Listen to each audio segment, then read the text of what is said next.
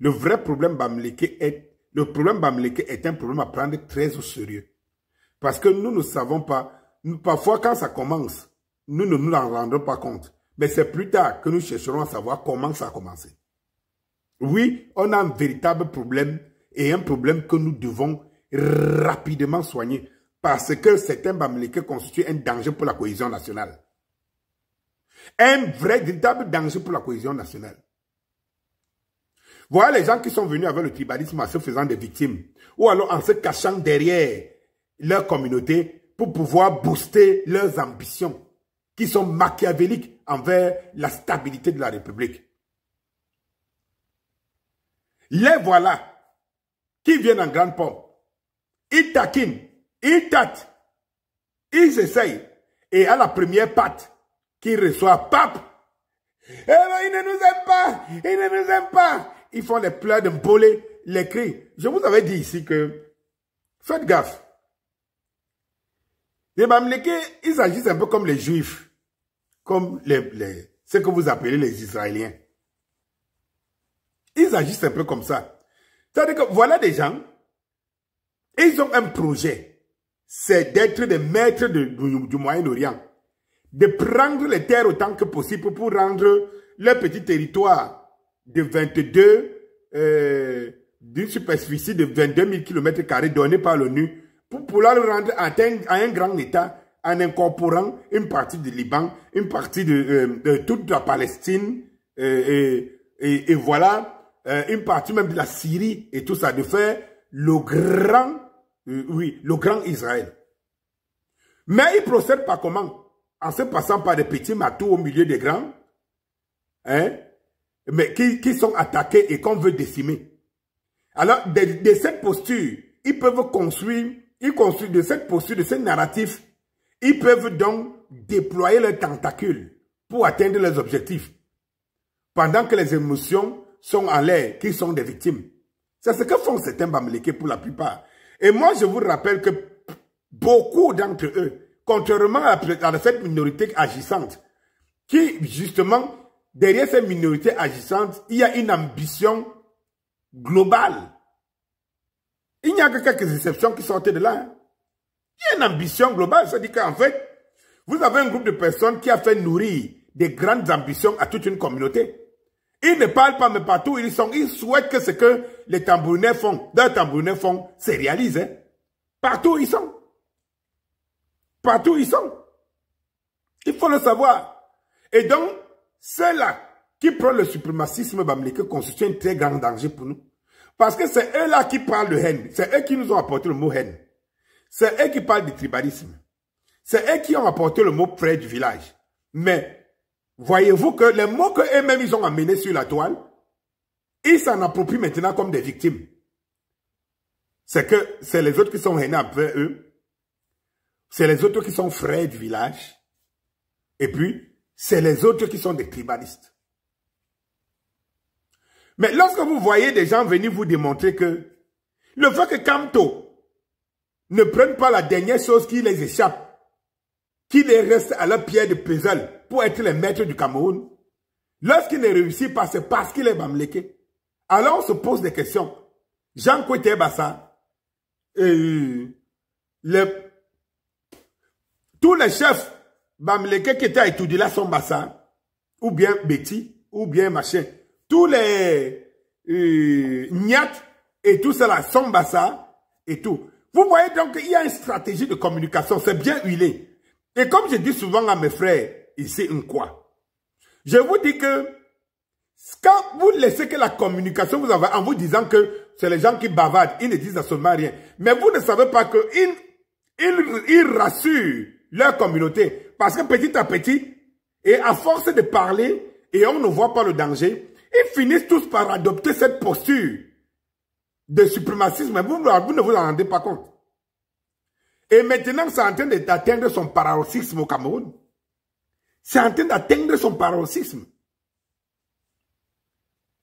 Lorsque je réponds, on dit non, il ne faut pas répondre. Et d'ailleurs, même certains d'entre eux sont les premiers à t'appeler. Hein, pour dire, non, il ne faut pas répondre à ça. Celui qui parle là, il n'est pas mandaté par les Bamileke et tout.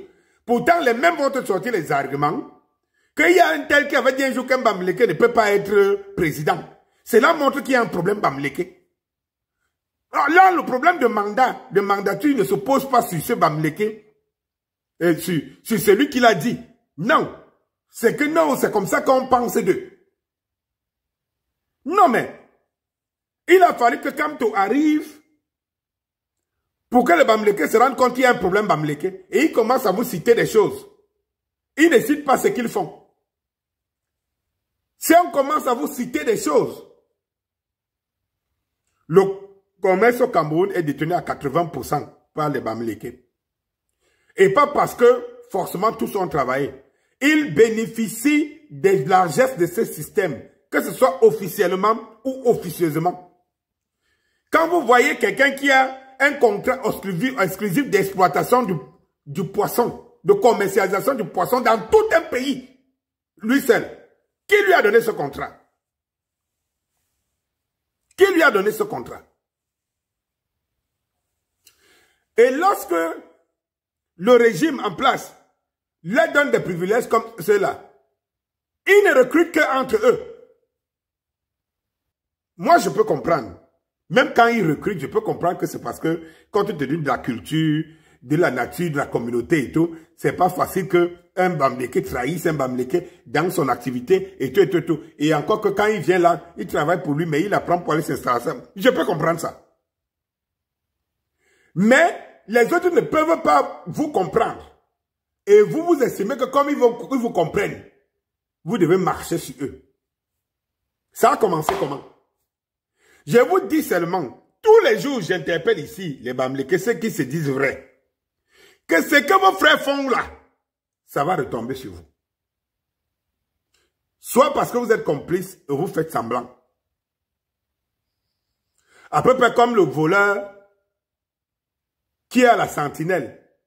Lorsque son frère, avec qui ils ont fait le plan, a réussi à voler quelqu'un, pendant que celui-là crie, oh, voleur, voleur, voleur, son frère qui s'approche de lui, celui qui était le A1 pour lui demander que, il t'a volé quoi? Avait pour objectif tout simplement de savoir pour que son propre ami, frère voleur, ne le double pas dans le butin, sur le butin. Donc il te demande que, il t'a pris combien, il t'a pris combien? Je cours le rattraper. Tu donnes le chiffre, quand il va arriver, retrouve son frère. Il dit que ne me raconte pas n'importe quoi. La victime a dit qu'il y a 500 000 dans son sac. Donc ne dis pas que tu as trouvé 50 000 ou 100 000. Bah, c'est un peu cette filouterie-là qui se passe. Il y en a qui vous disent, non, ils ne sont pas... Regardez, ils viennent vous dire ça comme ça, inbox. Non, ils ne sont pas mandataires, il ne faut pas les suivre. Hein. Mais ils ne parlent pas les dire à eux. Ils ne viennent même pas sur le même box où ils ont lu leur frère pour leur réprimander que non, qu'est-ce que vous faites comme ça? Non! Et dès que vous les indexez, ils vous disent non, vous ne parlez pas de tout le monde. Voilà, ils ne sont pas, mandataires. Ils font un peu comme le Rwanda. Vous voyez comment le Rwanda fait avec le M23. C'est le Rwanda qui est derrière le M23. C'est le Rwanda qui arme le M23. C'est le Rwanda qui fait tout pour que le M23 pille le Congo. Mais vous voyez que dès lors que l'affaire tombe, le Rwanda ne se reconnaît pas dans le M23. Non, il ne les connaît pas. Et tout. Lorsqu'on leur demande de signer un protocole d'accord, il dit que non, ce n'est pas avec nous. C'est avec votre rébellion, le M23. Parce qu'ils savent qu'il sera difficile de s'asseoir sur une table de signer comme maître de la paix pour ne plus piller le Congo. Ils exploitent un proxy, le M23, et ils vont dire, allez négocier avec le M23, tout en donnant les recommandations au M23. Il ne faut pas accepter ceci, il ne faut pas faire ceci. Ce jeu-là, on le connaît. Ça atteint le paroxysme, ça va passer, ou ça va se gâter. Mais vous n'allez pas franchir un pas de plus par rapport à ce jeu. Jamais, bien au contraire. Vous êtes en train de vous faire remarquer. C'est-à-dire que chaque personne qui vous a accueilli commence à se poser des questions que, mais, attends, les gens qui font ça, ils ont une ambition démesurée. Si maintenant, les suprémacistes bamileke prennent ce pouvoir, vous imaginez qu'ils vont déchirer la Constitution pour la tailler sur mesure à leur faveur et protéger tous les acquis et ouvrir des ventes de portes pour voler ce qui reste des acquis des autres. Donc oui, il y a un problème bamileke. Il y en a un sérieux problème. D'où vient-il que les gens qui sont partout, qui bénéficient de tout, qui ont le privilège de tout, si c'était une autre tribu ici, qui contrôlait l'économie, qui contrôlait une partie du pouvoir, qui avait cette capacité de se déployer partout sur les terres des autres, vous pensez que les Bamileke ne devaient pas le dénoncer?